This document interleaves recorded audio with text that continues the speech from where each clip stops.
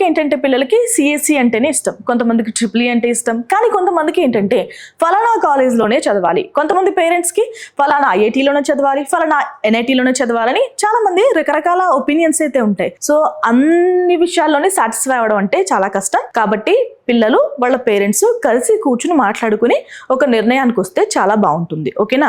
ఎందుకంటే ఇది చిన్న విషయం కాదండి. ఈ 4 సంవత్సరాలు ఏదైతే చదువుతారో అది మీ ఫ్యూచర్ ని డిసైడ్ చేసే ఆస్పెక్ట్. ఓకేనా? మీరు సిఎస్సి తీసుకుని డైరెక్ట్ కోడింగ్స్ రాస్తారా, లేదా మెకానికల్ తీసుకుని కూడా 4 years మెకానికల్లో చదివినా మళ్ళీ మనం సాఫ్ట్వేర్స్ నేర్చుకుని కోడింగ్స్ రాసుకోవచ్చు. సివిల్ చేసుకున్న ఏ బ్రాంచ్ తీసుకున్నాం అనేది కాదు. మీరు గనక ఐటీలోకే వెళ్ళాలి అంటే తర్వాత కూడా దారులు ఉంటాయి. లేదు మెకానికల్ సైడే వెళ్ళాలి అనుకున్నారనుకోండి, సిఎస్సి తీసుకున్న వాళ్ళు మెకానికల్ సైడ్ అంటే 4 సంవత్సరాలు అయిన తర్వాత వెళ్ళడం చాలా కష్టం. కానీ ఈ వేరే బ్రాంచెస్ ఏది చదివినా కానీ తర్వాత కోడింగ్స్ కానీ సాఫ్ట్వేర్స్ కానీ నేర్చుకుని వెళ్ళడం అనేది చాలా ఈజీ. కాబట్టి జాగ్రత్తగా ఆలోచించండి. ఓకేనా? సో ఇప్పుడు మనం కాలేజ్ సెలెక్ట్ చేసుకోవాలా, బ్రాంచ్కి ప్రయారిటీ ఇవ్వాలా, మన కెరీర్కి ప్రయారిటీ ఇవ్వాలా, ఏది మనకి ముఖ్యం